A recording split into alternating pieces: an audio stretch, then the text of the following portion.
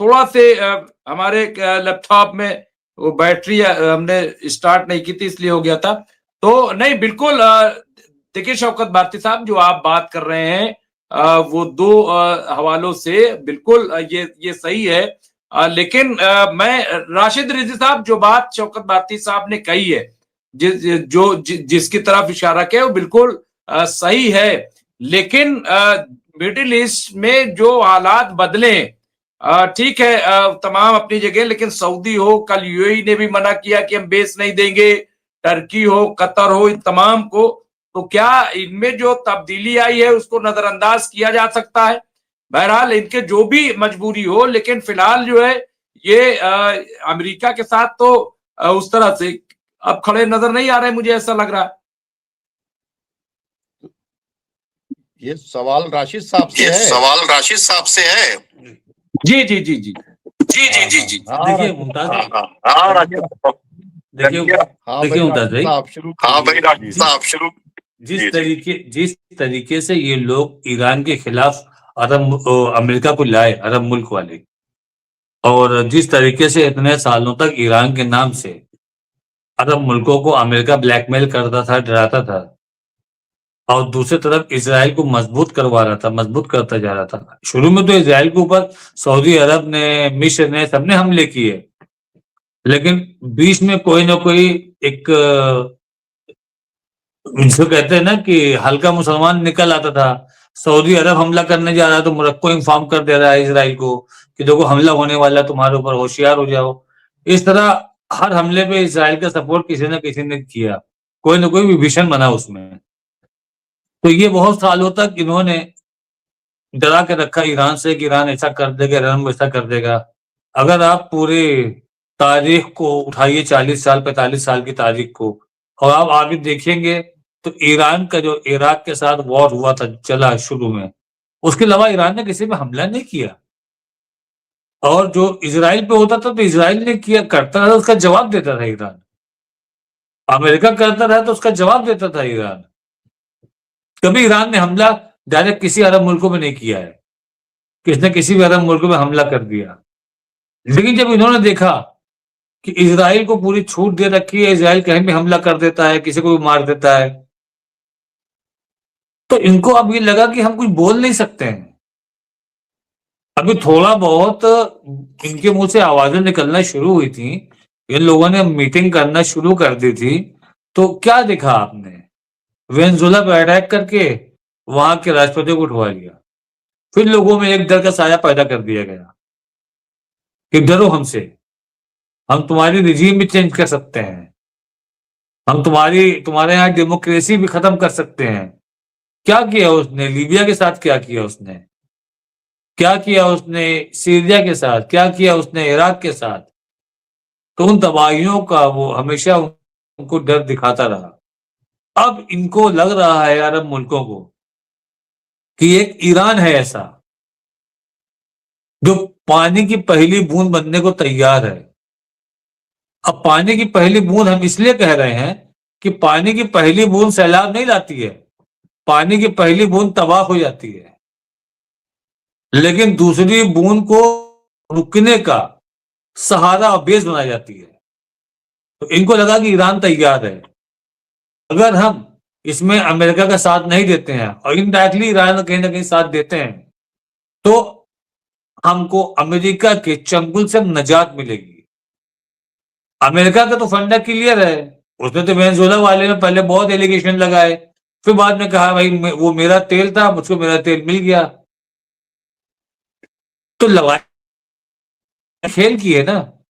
Iraq में IS क्यों पैदा हुए? तेल के लिए, ताकि वो तेल कैप्चर करे। आज तक ये किसी ने क्लियर नहीं किया कि इराक में जो तेल की रिफाइनरी आईएस कंट्रोल करता था, उस तेल को बिकवा कौन रहा था? सीधे सीधे अमेरिका और इजराइल का नाम आता है उसमें। तो हमारी मीडिया कुछ भी चिल्ला है, वेस्टर्न मीडिया कुछ भी चिल्ला है, ये वो लोग हैं जिनको एक पर्ची पकड़ा दी जाती है कि तुमको इसी पे रट्टा मारना है, वो रट्टा मारते हैं। हकीकत ये है कि ईरान की जमीन पे घुस करके ईरान को हराना नामुमकिन है। अब आप समंदर से हमला कर रहे हो, ठीक करो, आप जैसा हमने आपको थोड़ी देर पहले बताया था कि इतने मिकदार में उनके पास मिसाइल इतने हिस्सों में बांट के रखा है कि अमेरिका के पास अभी पूरी एग्जैक्ट रिपोर्ट नहीं है कि कहां कहां पर इनका मिसाइल सेंटर है, कहां कहां पर इनका स्टोर है। कहीं ऐसा ना हो कि हमने अगर हमला किया और 12 जगह की रिपोर्ट मिली, 12 जगह किया, पता चला कि 22 जगह है, तो जो 10 जगह से हमले हम पे होंगे हम अपने आप को बचा नहीं पाएंगे। ये शंका, ये डाउट, ये डर अमेरिका के अंदर अभी तक है, इसीलिए अमेरिका हमला नहीं कर रहा है। लेकिन इसका मतलब ये भी नहीं कि अमेरिका हमला नहीं करेगा। वो कोशिश में तो लगा हुआ है कि किसी भी तरीके से नेगोशिएशन से बात हमारी हो जाए। उसको डर है कि इजराइल को कहीं अमेरिका तबाह ना कर दे, वो ईरान तबाह ना कर दे। मिसाइल की मार उसने देख लिया है, कितनी खतरनाक मिसाइल उसके पास है। और मुमताज भाई एक डर उसको और है, जैसी जैसी रिपोर्ट निकल के आती है, जैसे जैसे कार्गो प्लेन आ रहे हैं रशिया के, चाइना के, तो एक डर उसके अंदर ये भी है कि हमारे हर हथियारों की काट इसके पास है। टेक्नोलॉजीज रशिया और चाइना शेयर कर रहे हैं। आप दुनिया के किसी भी मुल्क में मत जाइए, अमेरिका और इजराइल की टेक्नोलॉजी जितना एडवांस है उससे कहीं ज्यादा चाइना की एडवांस है। तो एक डर उसको यह भी है कि अगर टेक्नोलॉजी को अपने शेयर कर दिया चाइना ने तो ये भी हमारे लिए बहुत मुश्किल हो जाएगा। आपने ऑपरेशन सिंदूर में देखा होगा चाइना ने किस तरीके से शेयर किया था। हमने होमवर्क नहीं किया, हमने हमला कर दिया, लेकिन क्या हुआ उसके बाद? पीछे से चाइना खड़ा हुआ था। तो वो डर ईरान अमेरिका के अंदर है कि अगर हम बिना किसी तैयारी के अटैक शुरू कर देते हैं तो हम भी दिक्कत में आ सकते हैं। और इजराइल तो चाहता है, वो तो अंदर से उतावला हो रहा है। अभी आप तो ये सोचिए कि आपको लगता है कि इजराइल सिर्फ अमेरिका को बहका रहा है। इजराइल अमेरिका को बहका करके अमेरिका से अटैक करवाएगा और करवाने के बाद जब देखेगा कि अमेरिका जो है फंस रहा है तो वो यूरोप कंट्रीज को बोलेगा कि अगर अमेरिका तबाह हो गया तो तुम तबाह हो जाओगे। वो ब्रिटेन को अप्रोच करेगा, वो फ्रांस को अप्रोच करेगा, वो जर्मनी को अप्रोच करेगा। तो मुमताज भाई अभी ये जो इस आगाज होने वाला है, आगाज का भी पता नहीं है, अंजाम का भी कोई पता नहीं है। अगर डायलॉग के थ्रू बातें खत्म हो जाती हैं तो फिर सभी लिल्ला, लेकिन ऐसे कोई इम्कानात अभी नजर नहीं आ रहे हैं, क्योंकि ईरान के कंधे में बंदूक रख के रशिया भी चलाना चाह रहा है, उसको भी अपना बदला लेना है, चाइना को भी अमेरिका को पीछे ढकेलना है। क्योंकि जो अमेरिका ने रशिया के साथ किया, यूक्रेन से भिड़ा करके उसको फाइनेंशियली और कमजोर करना चाहा, उलझा के उसके साथ, तो वो काम चाइना करना चाह रहा है ईरान और अमेरिका के बीच में कि अमेरिका ईरान से भिड़े, हम पीछे से जो भी होगा फाइनेंशियल सपोर्ट करेंगे, हथियार देंगे, सब देंगे, लेकिन हम खुल के सामने नहीं आएंगे। क्यों था भाई?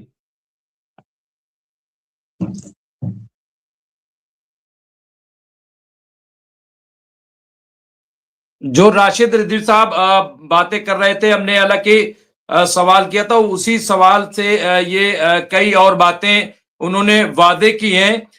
यहाँ पे जयदीप सिंह बुंदेला साहब ने शौकत भारती साहब से सवाल किया है। शौकत भारती साहब से सवाल है कि कहीं ऐसा तो नहीं कि युद्ध के बजाय यूएस ईरान का ब्लैकेट करने के लिए युद्धपोत लाकर घेराबंदी कर रहा है और गाजा में हमास को निहत्था करने के लिए घेराबंदी की है बजाय युद्ध करने के। लेकिन मैं शौकत भारती साहब, राशिद रिजवी साहब ने जिन बातों की तरफ इशारा किया, मैं आपसे ये सीधे सीधे जानना चाहता हूं और सब जानना चाहते हैं। ईरान की तो ताकत है, लेकिन सब ये भी जानते हैं कि भाई अमेरिका जो है वाकई अगर देखा जाए तो ताकतवर है, इसमें दो राय नहीं। राशिद रिजवी साहब ने भी कई बार कहा है। लेकिन मौजूदा सूरत में अगर जंग हुई तो जैसा कि दुनिया ये समझ रही है कि सबसे पहले ईरान जो है वो इजराइल को हिट करेगा और फिर उसके बाद जो कुछ होगा। आपको क्या लग रहा है कि किस तरह की ईरान की क्या तैयारियां हैं? जैसा अभी दिखाया कि मिसाइल के शहर, खासतौर से अंडर वाटर जो अभी मिसाइल का पूरा उन्होंने एक मुजाहिरा किया है, क्या तैयारी आपकी नजर में अगर जंग होती है तो? शौकत भारती साहब। सिंह बुंदेला साहब ने बात किया है, ब्लॉकेट तो शुरू ही हो रही है, और कोई शुरू मतलब नहीं, काफी दिनों से एक दूसरे के टैंकर्स पकड़े जा रहे हैं समंदर में। कोई आज से ये काम नहीं हो रहा है। अमेरिका के टैंकर्स पकड़ लेता है, क्या नाम है, ईरान, और ईरान के टैंकर्स पकड़ लेता है, क्या नाम है, क्या, अमेरिका। वेनेजुएला से आने शौकत वाले भारती साहब रोकूंगा, शौकत भारती साहब आपको मैं रोकूंगा। एक बड़ी खबर आ रही है, जयदीप सिंह बुंदेला साहब ने बड़ी खबर दी और कई बार इसका जिक्र हमने, शौकत भारती साहब जब आप जुड़ते थे तब भी हमने किया था। यहाँ पे ब्रेकिंग न्यूज, इजराइल में जॉर्डन की तरफ से हुई किसी घुसपैठ के कारण सायरन बज रहे हैं, जॉर्डन की तरफ से घुसपैठ। और इससे पहले हमने कहा था कि कभी भी जो है जॉर्डन की तरफ से कुछ भी हो सकता है, और इजराइल भी जॉर्डन बॉर्डर पे अपनी सिक्योरिटी काफी स्ट्रांग की हुई थी। लेकिन अगर वाकई ये खबर सच्ची हुई कि जॉर्डन की तरफ से कुछ घुसपैठ हो रही है, तो मैं समझता हूं कि बहुत जल्द लेबनान की तरफ से, और फिर हमास क्या करेगा अब मुझे नहीं पता, लेकिन ये मैं समझता हूं बिल्कुल बड़ी खबर है अगर देखा जाए तो। शौकत भारती साहब, मैं अपनी बात वहीं से शुरू कीजिएगा जहां से आपने मुनक़ता की थी, लेकिन ये भी बहुत इंपॉर्टेंट है जो खबर आ रही है। शौकत भारती साहब। देखिए एक बात बताएं, जंग के पीछे, दुनिया में जितनी भी जंगें हैं उसके पीछे या तो नजरियात हैं, ठीक है, या ऑयल एंड नेचुरल रिसोर्सेस के ऊपर कब्जे हैं, ठीक है, या कहीं की रिजीम चेंज करना है। जंग बेमकसद नहीं होती। तो पहले ये जंग कोई आज से नहीं है। जंग जब ईरान के अंदर जैसे ही रिजीम चेंज हुई, उस वक्त जंग का तबल बज गया और पहला काम किया गया कि अमेरिका को वहां से निकाला गया, इजराइल को निकाला गया, यासिर अरफात को बुलाकर फिलिस्तीनियों को जमीन दे दी गई। पहले तो आप ये समझें। और अमेरिका को शैतान आजम कहा गया। फिर यह कहा कि बैतुल मुकद्दस को और फिलिस्तीन को हम आजाद कराएंगे। जो वसीयत है, क्या नाम है, खुमैनी साहब पूरी जिंदगी ये करते रहे, फिर उन्होंने विल भी कर दिया और वहां के कॉन्स्टिट्यूशन में लिखा हुआ है कि बैतुल मुकद्दस की और फिलिस्तीन की आजादी। मैं खुद जो गल्फ में था, तो मैं मक्के में था। मक्के में मैंने देखा कि लाखों ईरानी, उनकी वाइट छतरी के ऊपर लिखा हुआ था, या युहल मुस्लिमूना इत्तहदू इत्तहदू, ऐ मुसलमानों एक हो जाओ, एक हो जाओ। फिर आगे लिखा था अमेरिका अलमौत, इजराइल अलमौत। ये कहा था, ये सऊदी अरब में खाने काबा के करीब हज खत्म होने के बाद जो ईरानियों का एक फंक्शन था, मैंने खुद इन आंखों से देखा, और बैतुल मुकद्दस का मॉडल बना हुआ था। वहां पर एक स्लोगन था कि अगर दुनिया के सारे मुसलमान मिलकर एक एक बाल्टी पानी डाल दें तो इजराइल बह जाएगा। तो ईरान का एजेंडा क्या था और इजराइल का एजेंडा क्या था? इजराइल का एजेंडा था कि हम किसी की बात नहीं मानेंगे। जिन लोगों ने हमें अपनी जमीन के ऊपर पनाह दिया है, वो भीख मांगते हुए फिलिस्तीनियों से आए थे अपनी जान को बचाने के लिए। वो एक जहाज के ऊपर सवार थे, उस पर लिखा हुआ था कि ऐ फिलिस्तीनियों, अगर तुम हमको जगह नहीं दोगे तो हम समंदर में डूब के मर जाएंगे। उन्होंने धीरे धीरे उनकी जमीन के ऊपर कब्जा किया। तो जाहिर सी बातचीत है, उस कब्जे को करते करते वो चले गए बैतुल मुकद्दस तक, और उसके बाद उन्होंने अपना एजेंडा दे दिया कि हमें इसको गिराना है। तो आप ये देखें कि ये जंग वहां से चली। अब उसके लिए धीरे धीरे इजराइल को पावरफुल बनाया गया, 6 दिन की जंग भी करवाई गई, और धीरे धीरे ये बावर करा दिया गया तमाम अरब ममालिक को कि अब जो है कोई इजराइल को तस्खीर नहीं कर सकता। और एक तरफ ड्रामा किया गया कि तुम्हारी सिक्योरिटी हम ही कर सकते हैं, ये कहकर मिडिल ईस्ट के अंदर बेसेस बनाए गए। ठीक है, किससे सिक्योरिटी? उस वक्त जब ये बेसेस बन रहे थे, उस वक्त तो इराक का भी नहीं खतरा था, क्योंकि जो इराक के अंदर भी कौन था? अमेरिका और इजराइल था। खतरा किससे था? तो वहां के ऊपर एक बेसिस बनाए गए। असल में इन सारी चीजों को पहले समझना होगा। दूसरी बातचीत यह है कि उन्हीं हाजियों के ऊपर सऊदी अरब ने गोलियां चलवा दी और हजारों लोग वहां के ऊपर मर गए। यानी अमेरिका के खिलाफ खाने काबा के करीब बोलना जुर्म हो गया, और जहां पर खून बहाना हराम था वहां के ऊपर खून बहाया गया। जो ये बातें आप लोग सुन रहे हैं ना कि आज ये इनके साथ हैं, उनके साथ हैं, और ये बयान आ गया। आप बताइए, ओआईसी के तमाम मुल्कों ने इस तकरीबन 3.25 साल की जंग में टर्की से लेकर पाकिस्तान तक सिवाय बयानबाजी के फिलिस्तीनियों को दिया क्या है? 70% तेल जो जेट में इस्तेमाल होता है और जिससे गजा जो है मिट्टी के ढेर में बदला, वो कहां से सप्लाई हुआ? टर्की से। रेड सी जब बंद किया गया तो सब्स्टिट्यूट सप्लाई लाइन कहां से चली? दुबई से चली। जॉर्डन सऊदी आई, सऊदी से जॉर्डन आई। यहां एक गिलास पानी नहीं मिला, ना जॉर्डन से एक गिलास पानी मिला जो मिला हुआ था, और ना इजिप्ट से। सवाल यह पैदा होता है, अभी जो सर्वे आया है उस सर्वे के अंदर आपको जानते हैं 90% अवाम अरब रूलर्स के खिलाफ है, और वो नहीं चाहती कि उनके रूलर्स जो हैं, 90% अवाम की बता रहा हूं, जहां नफरत फैलाई गई थी शिया सुन्नी की और ईरान के नाम से जलती थी, और सद्दाम हुसैन के इराक की वार के बाद अरब में शिया सुन्नी बड़ी पीक पर था। आज ये कहा जा रहा है कि 90% लोग ये कह रहे हैं, अवाम की बात बता रहा हूं, अवाम कह रही है अपने रूलर से कि इजराइल और अमेरिका से ताल्लुकात खत्म करो। और जनाब, ग्रेटर इजराइल का सौदा 2018 में आके कुशनेर करा गया था। वही कुशनेर जो गजा के डेवलपमेंट के लिए काम कर रहा है, वही कुशनेर जिसको $1 बिलियन लेकर देना चाहते हैं, जो ट्रंप का दामाद है, गजा के रिकंस्ट्रक्शन की बातचीत करे, इसी ने 2018 के अंदर 41 मुल्कों का अलायंस बनाया था अरब का।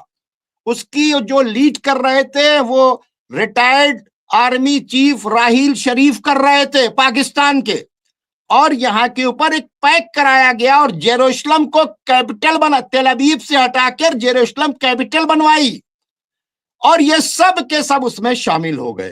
कौन? ये तमाम अरब कंट्रीज। ये अरब कंट्रीज जो बयान दे रहे हैं, आपको पता है क्यों? क्योंकि ईरान ने नक्शा डालने के बाद कह दिया कि जहां से अटैक होगा वहां पर हम अटैक करेंगे। नंबर एक बात। दूसरी बात, जितनी प्रॉक्सीज थी वो जानती है कि अगर कंधा नहीं दिया होता जॉर्डन ने, अगर जॉर्डन ने, सऊदी ने, इन्होंने मिसाइल्स नहीं रोके होते ईरान के, तो जो मिसाइल थे उसमें 25% या 20% इजराइल पर गिरे हैं, 20% गिरे हैं, 80% इंटरसेप्ट हुए हैं। उस 80% इंटरसेप्ट अगर ना होते तो इजराइल का आज वजूद नहीं होता। 20% में 33% इजराइल खाली हो गया होता, और अभी भी जो उन्होंने मेन टारगेट लॉक कर रखे हैं इजराइल के, हवा की बातचीत नहीं है, लॉक कर रखे हैं उन्होंने, और उन्होंने कह दिया है कि हम इसे मिटा देंगे।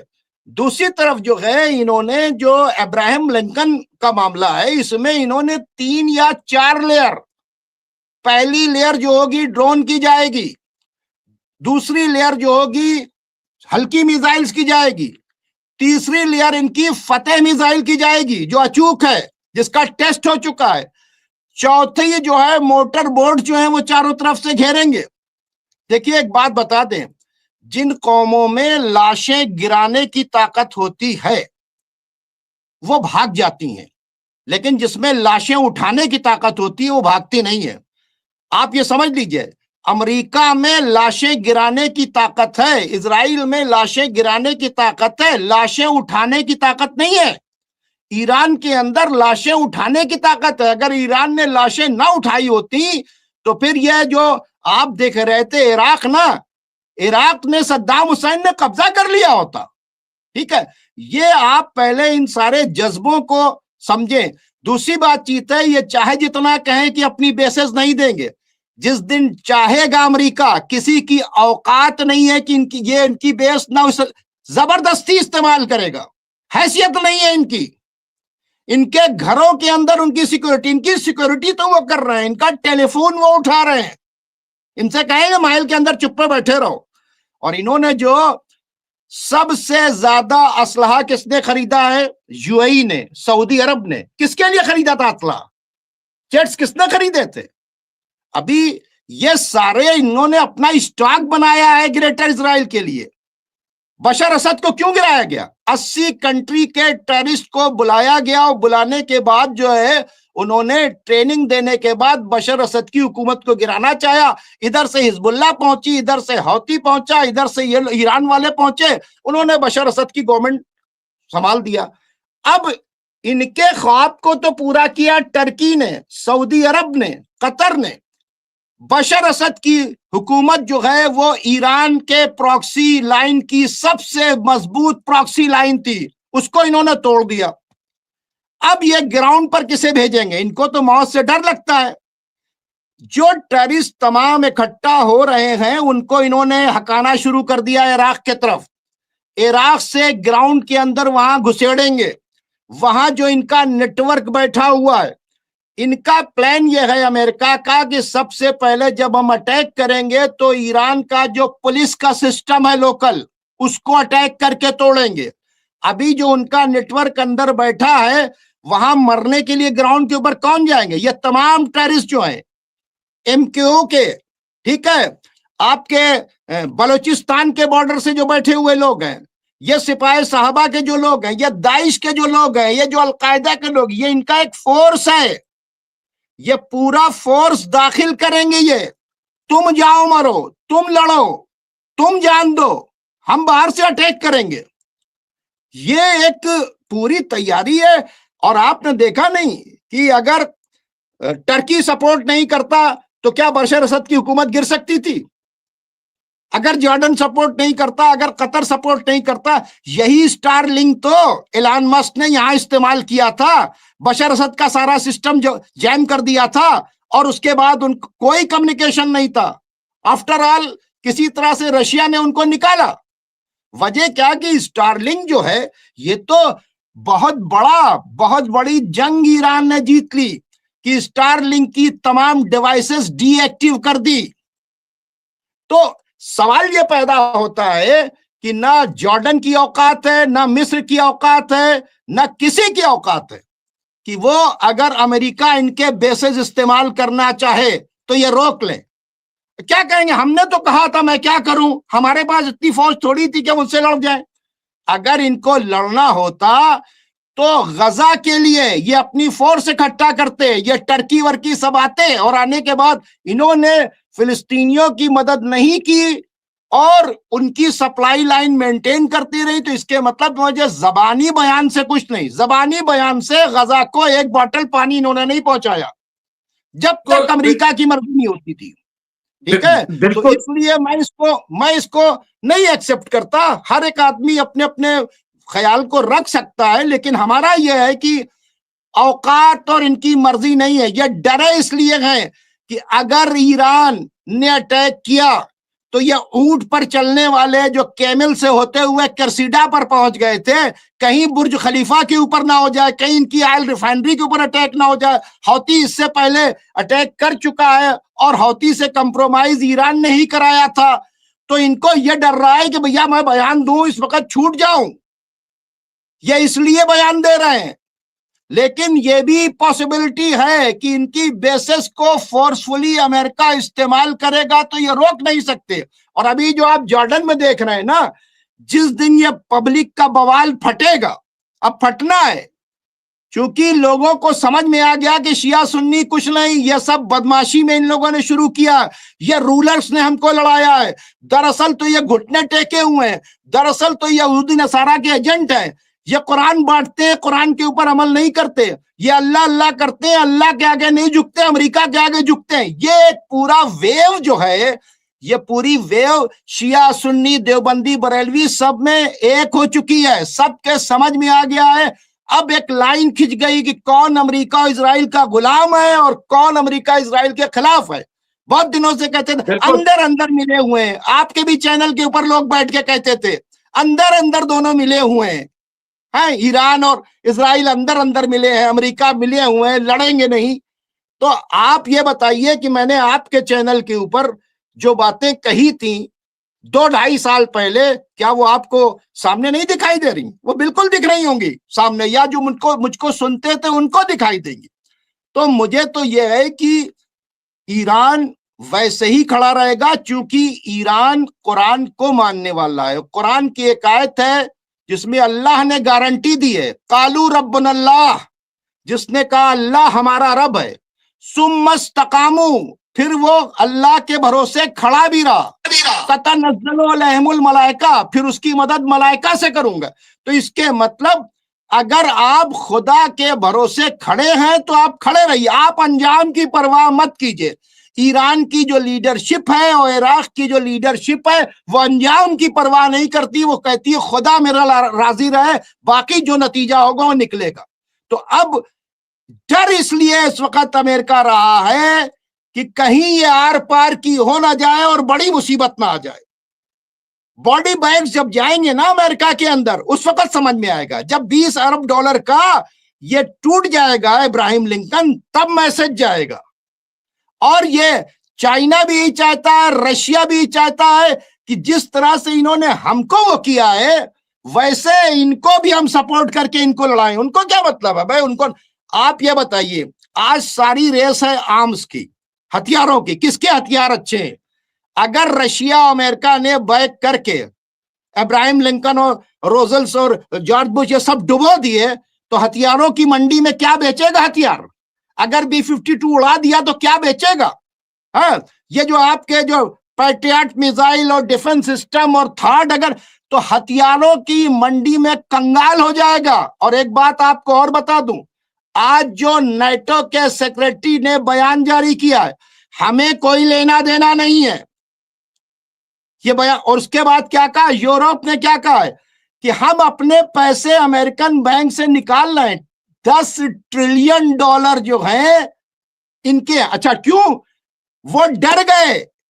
अभी ये ग्रीनलैंड पर कब्जा करने की बातचीत करने लगे, जिसका चाहते हैं पैसा सीज कर लेते हैं। अभी इन्होंने इराक को धमकी दी है कि अगर तुम्हारी कैबिनेट के अंदर प्रो ईरान के लोग आएंगे तो जो तुम्हारा ऑयल भेजता है वो सारा पैसा मैं क्या करूंगा? सीज कर दूंगा। तो ये सब कुछ करने के लिए तैयार हैं। ये अपने हिसाब से फिरौन बन गए, शद्दाद बन गए हैं, नमरूद बन गए हैं, लेकिन ये भूल गए हैं कि खुदा भी है कुछ। ईरान खुदा के भरोसे खड़ा है, वो लड़ेगा, बिल्कुल बेहतरीन ढंग से जवाब देगा।